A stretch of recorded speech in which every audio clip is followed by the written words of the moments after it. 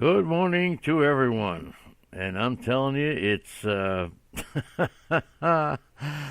it's 6 o'clock here in Arizona. Malpal knows all about that. It's 6 o'clock where he is too. We're seeing Malpal on Tuesday. Anyway, welcome aboard, everybody. You hear it in my voice. It was a lovely night last night as we had the meet and greet, and I think Kevin Hastings is still there. That's what I think. We had a tremendous time. This is a wonderful place. I am hoping that next year we will have the contingent of the Legion. That's right. We will be here. 6, 7, 8, 9, 10 of us will be here next year hanging out together. That would be terrific. So we have a year to plan it, to think about it, to prepare for it, and as we say in the business, let's do it. Met a lot of nice people who we always see every year, maybe once, twice a year. We may see them at Tout Wars, may see them at Labor, may see them here. And, of course, there's a couple of idiots as well, but we'll talk about that at another time. Okay, let's get right to it as we welcome aboard with Kevin in the chat room. Okay, there you go. Good morning to Kevin and Mal Pal and DK Lush and Greg and Andy's got a hangover. That's right. Do you have a hangover? She's got just a headache. Okay, with a lot to talk about, and once again, I will ask the question we asked yesterday: Should the Cardinals have pulled Jack Flaherty with the score 10-0 in the first inning? So we shall see. Okay, last night we had some football. And along with that football, we had who? Yeah, and Andy forgot to put a team in. 42 years old, Tom Brady, the oldest player to have multiple rushing touchdowns in a game in the history of the National Football League. Doug Flutie set the mark back in 2003. So terrific performance by Brady, who. I always lean to the veteran quarterbacks, to the Johnny Unitas's and Bart Starrs, but you got to say that Tom Brady is the greatest quarterback ever to play in the National Football League, and with his 19-yard completion to Sony Mitchell in the first quarter, Brady moved into second in the all-time passing yard list. He passed Peyton Manning. He needed 18 yards to pass Manning entering the day. He now only trails Drew Brees. Drew Brees, the only one for all-time passing yards in the National Football League. And Andy cleaning up the room, okay? So it's the Astros and the Yankees.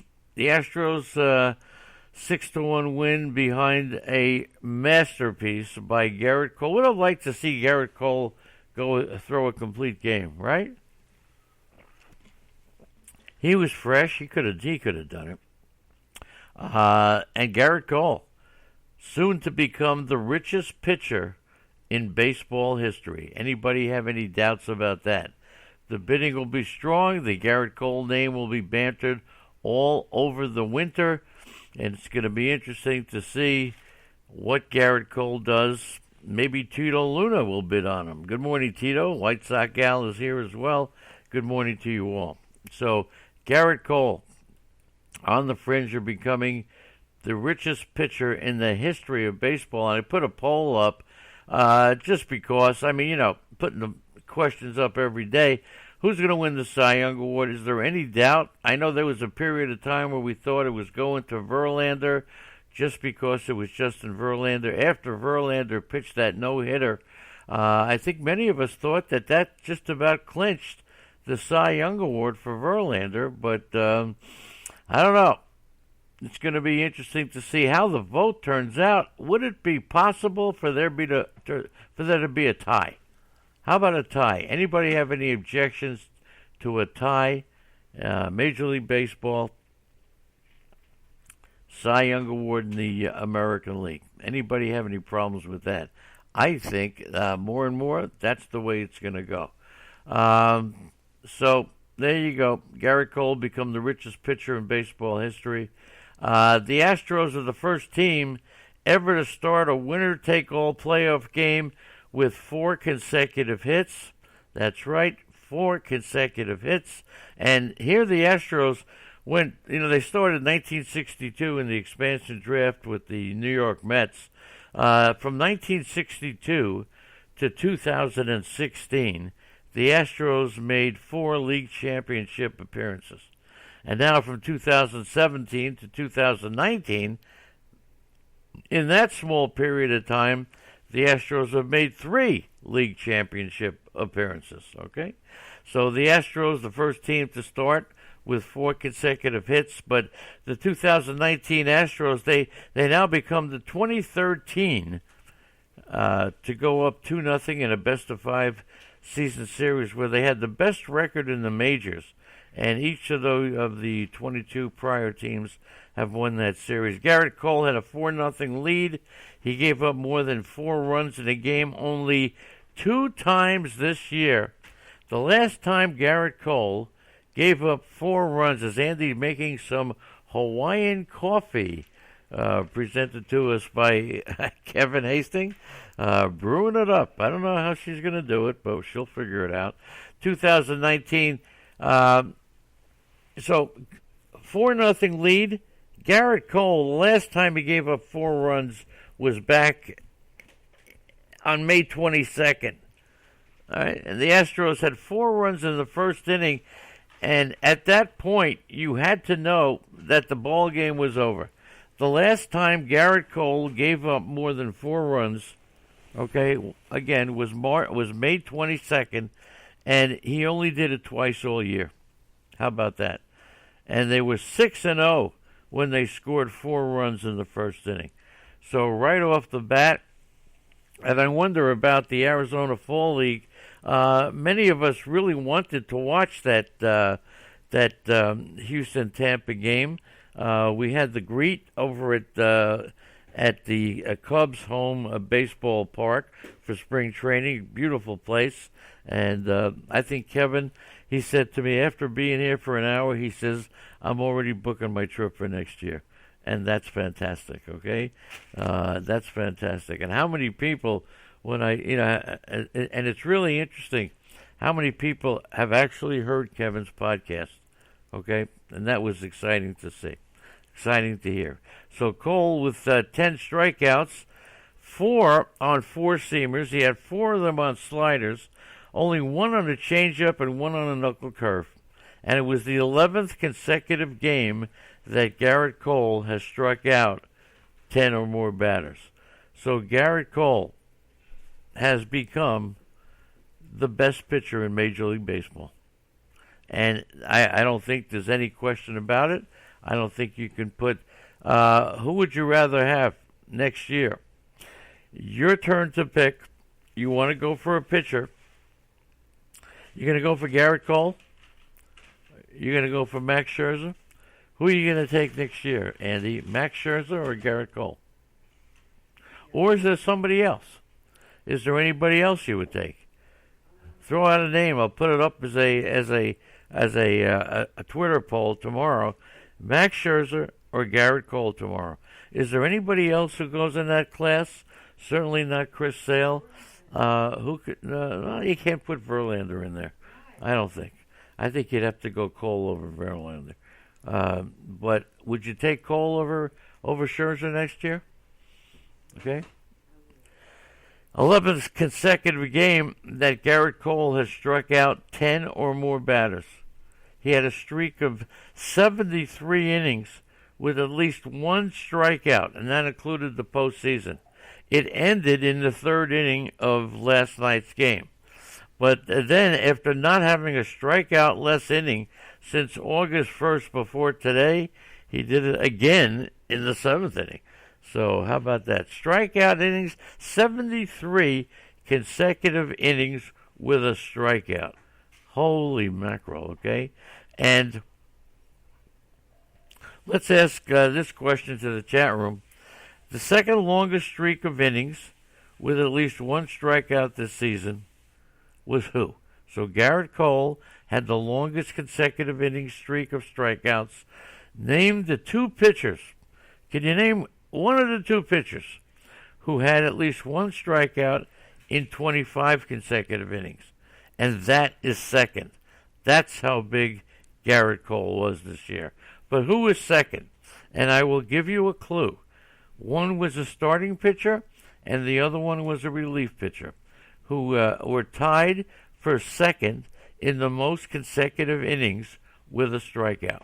Anybody want to give that a shot? Okay. Phil Chaplin has joined us. Good morning to Phil, and good morning to the Itch. Michael Etch in your kitchen table with Dr. Z Zelmo sitting in the bench. Okay, nice going. Okay, driving the boys to school. Jeter and RJ, say hello. Jeter. Say hello to Jeter and RJ, everybody. Hello there, Jeter. Hello there, RJ. Walker Buehler is not one of them. Good guess by Phil.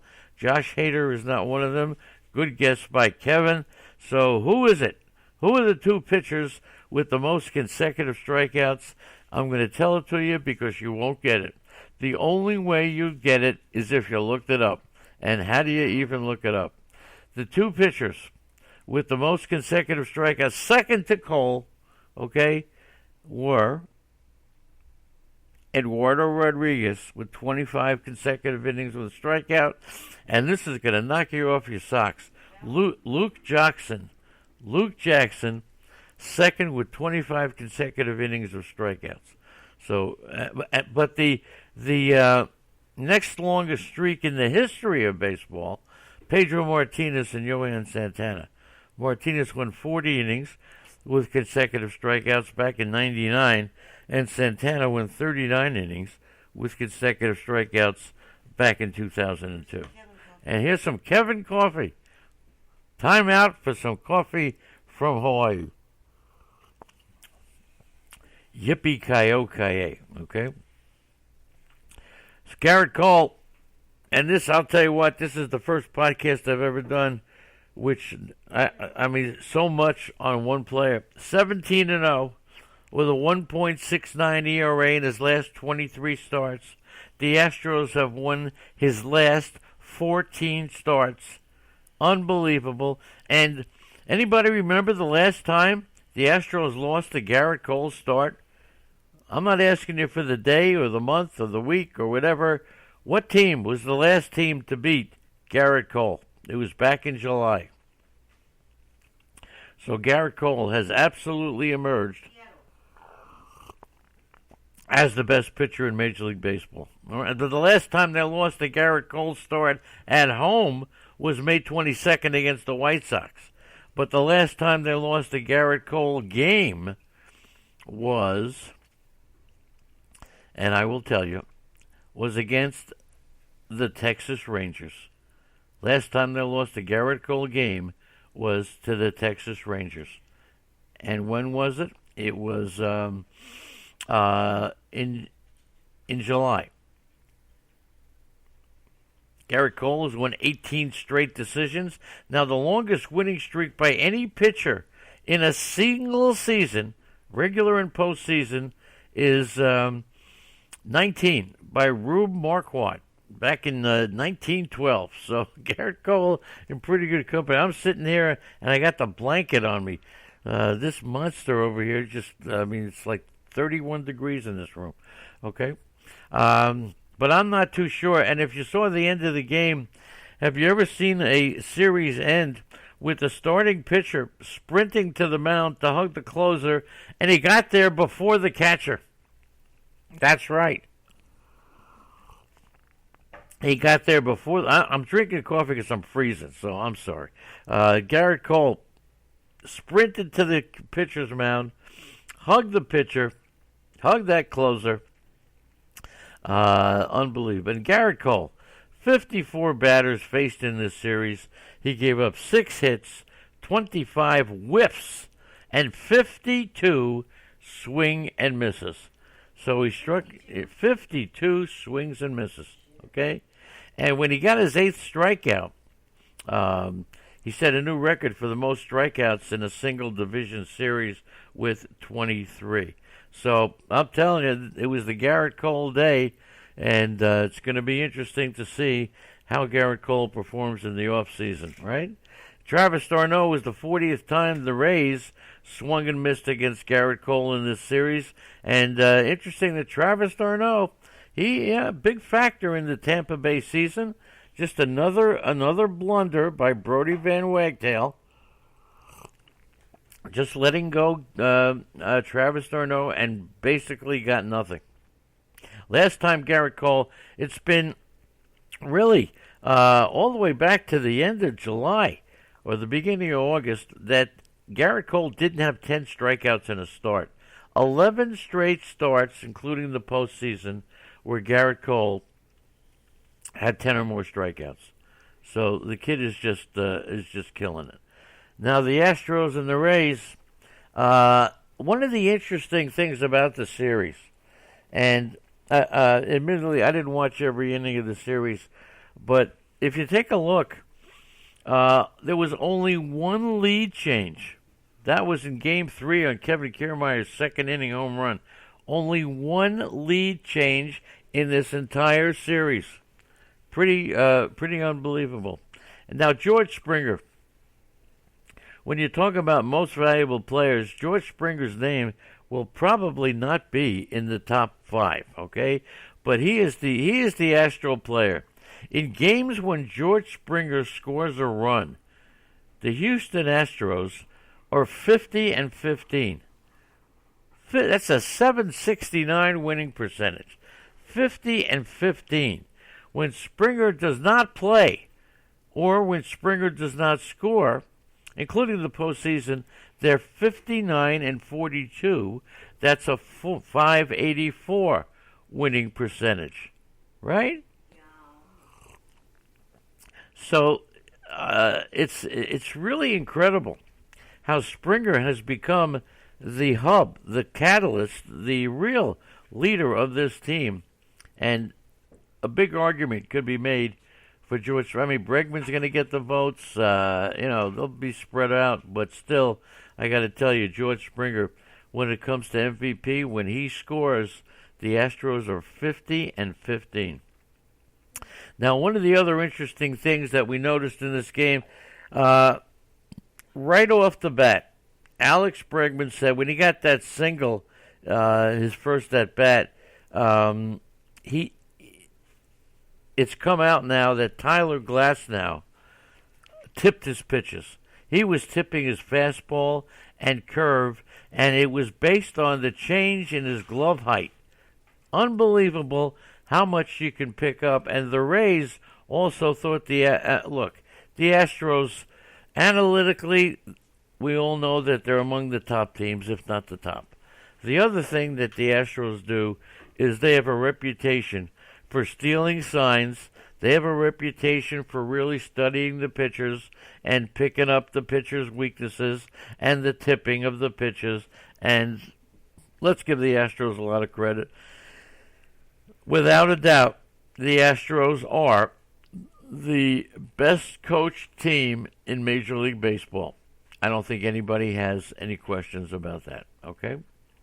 Once again, I thank you all for being in the chat room today. Andy has not made it in yet, but we have Greg and DK Lush, Mal Pal, The Itch, Tito Luna, and, of course, along with Tito Luna, can't have a podcast without Jeter and RJ. So, good morning to Jeter and good morning to RJ, okay? That's right. Is Springer a free agent? Yes. Is Springer a free agent? That's the big question. Doug Boyle has joined us. Good morning, Doug. Nice to have you aboard. Okay, let's move right along. Yeah, Springer, it's going to be a great free agent season. We'll go over that in just a minute, okay? The Yankees and Astros, fifth postseason series between 100-win teams in the last three postseasons. There was 0 postseason series between 100-win teams from 1978 through 2016. 0. From 1978 to 2016. Okay? We'll go over some of the more interesting free agents in just a few minutes, so hang in there with us, okay? As we got a big day today. It's going to be very exciting, okay? Very exciting day. We're also going to a game and the whole deal. Altuve passes Chase Utley for the most home runs by a second baseman in the history of the MLB playoffs. He has 11. He also tied Springer for the most in the Astros playoff history. Altuve 5 for 16, Bregman 5 for 13, Yordan Alvarez 6 for 16. They have combined for exactly half of the Astros' 32 hits. All the other Astros, outside of Altuve, Bregman, and Alvarez, are 16 for 88. They're batting 182. How about that? So, most home runs by a second baseman of all time in the postseason. Pretty interesting. Glasnow, once again, and Kevin Frandsen, who he was the guy, by the way, Kevin Hastings. I talked about a giant player who stepped up the plate here in the Arizona Fall League, and all of a sudden he was greeted by a heckler, and the heckler called him Dirty Giant. Well, I've been trying and struggling to figure out who that giant player was. I got it, Kevin Frandsen. And Frandsen stepped out of the batter's box and had a little conversation with the heckler. It was one of the all-time great things that I have seen here in the Arizona Fall League, and that's the kind of stuff you get, okay? Even Frandsen, who was, I don't know if he was part of the broadcast, but Glasnow made no adjustments between starts. He tips every pitch according to more than one person. In Game 1, he gave up 4 hits to 20 hitters. In Game 5, he gave up 5 hits on the first 17 pitches. They really picked up on him. In Game 1, 4 hits to 20 hitters. In Game 5, 4 hits in the first 10 pitches. All right? How about that? So, I'll tell you something. Glasnow tipping his pitches, and it's amazing how the Astros could pick it up, and Tampa just didn't figure. Kenley Jansen only faced 5 hitters in the National League Division Series. He did retire all of them, but his 2 appearances began when the Dodgers were ahead by 6 and trailing by 4. Next year, does anybody have any confidence in Kenley Jansen? He has been for the last couple of years one of the closer mainstays. When people say, I'm drafting a bona fide closer, Kenley Jansen's name was always mentioned. Is Kenley Jansen still a bona fide closer? That's the question here. Is Kenley Jansen still a bona fide closer? And you know something? I think we've run out on Kenley Jansen. How about that one? Moving right along, 8 managerial openings so far this season for Major League Baseball, and more than 25% of the teams are searching for a manager. Now, in Game 1 of the National League Championship Series, Miles Mikolas will start in Game 1, and that's one of the answers to Kevin's question. Should the Cardinals have taken out Flaherty when they scored 10 runs in the first inning? The answer is, well, look, who are they going to put in? Were they going to put in Mikolas? Maybe. Adam Wainwright's going to go in Game 2. Flaherty's going to go in Game 3. Dakota Hudson is number 4. And Zach Greinke is expected to get the call for the Astros against the Yankees in Game 1. All right? So those are all your notes from the championship game. Let's go, and now let's take a look. Let's take a look at this great off-season we're going to have, okay, of free agents, okay? That's the 2020-2021 off-season, okay? And who's it going to be? It's 2019. Okay, is it 2019? I'm here too long. I really don't know what year it is, okay? Among the catchers that are going to be free agents, Travis d'Arnaud is going to be a free agent, but at age 31, we don't expect too much. from Travis Yasmani Grandal. He's got a $16 million mutual option and a $2 million buyout. Grandal had such a terrific year. I really believe that he will that option will kick in. All right, those are the two big catchers that are going to be free agents. At first base, Jose Abreu, at 33 years old, Jose Abreu is going to be a free agent. Very steady. We all know the influence that he has on some of the Cuban kids on the Chicago White Sox, so we'll see how that goes. Anthony Rizzo's option will absolutely be picked up.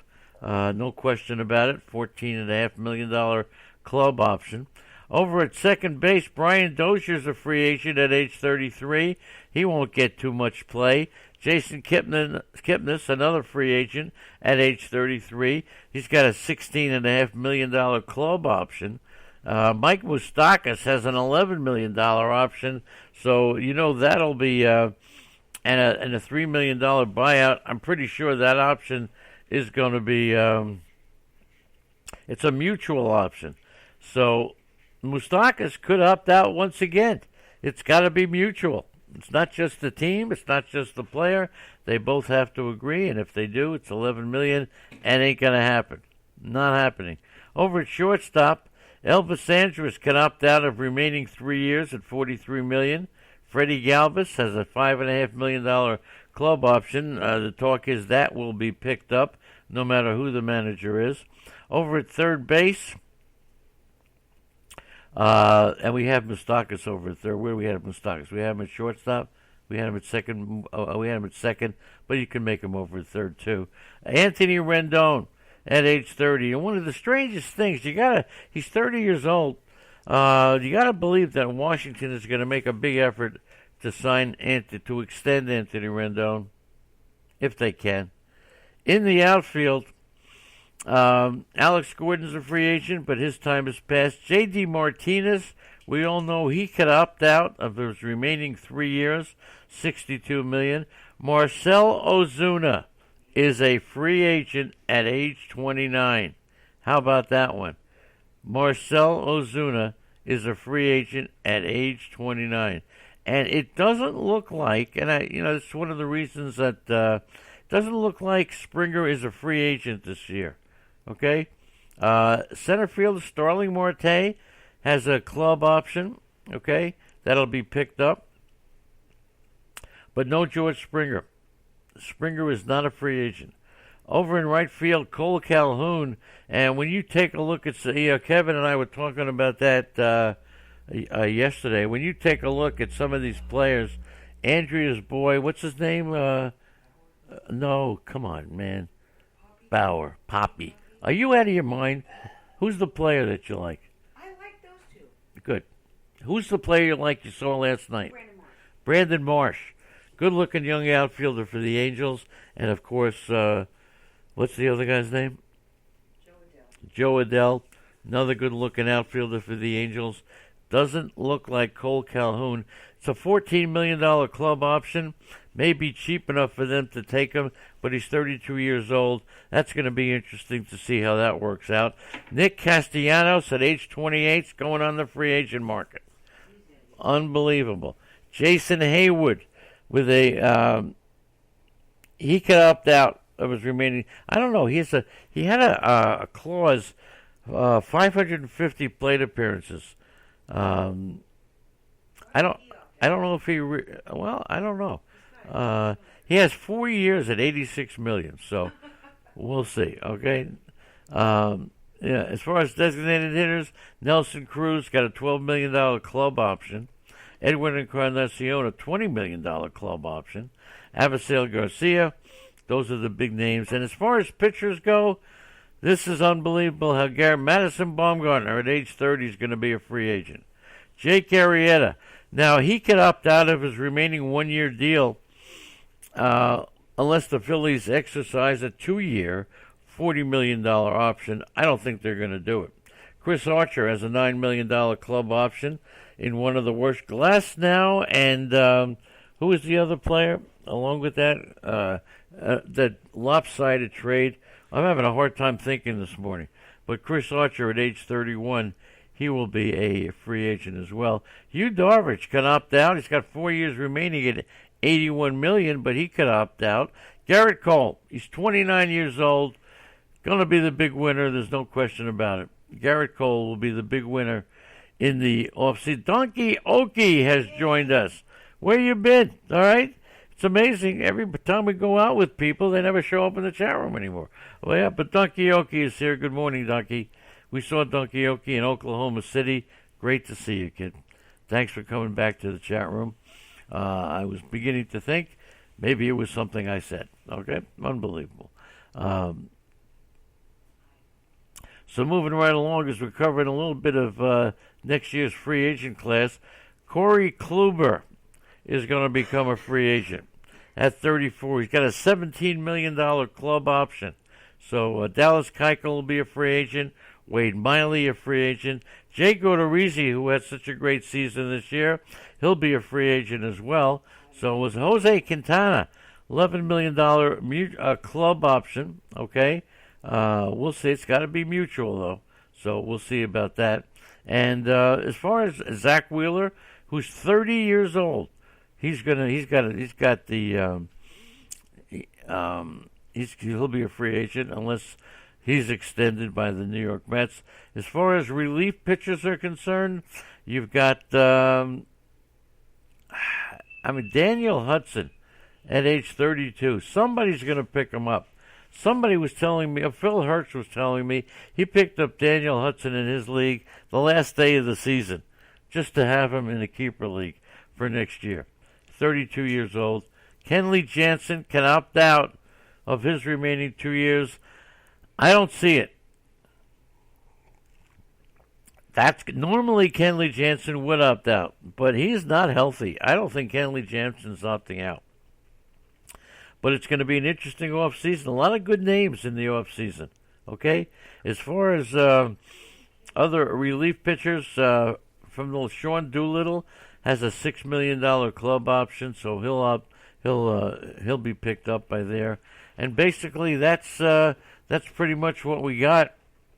So it's going to be a very interesting off season. And once again, based on everything that we just said, Garrett Cole going to definitely be the talk of the town. So today we're starting off with our seminars this morning at 9 o'clock. Breakfast, okay, we're going down for breakfast in a few minutes. Seminars at 9 o'clock, and followed by a game. And then tonight we'll have a lot of stuff going on, and it's just going to be a terrific day. Thank you so much for joining us, everybody. Lenny Melnick here. We'll be meeting Kevin Hastings down for breakfast at some point, and for the seminars, wherever they're held. We're getting ready to leave. Thanks for being here. We'll see you again tomorrow. Baseball all year long. That's what we're doing here. Oh, tomorrow's Saturday. No podcast until Monday. Okay? Thanks, everybody.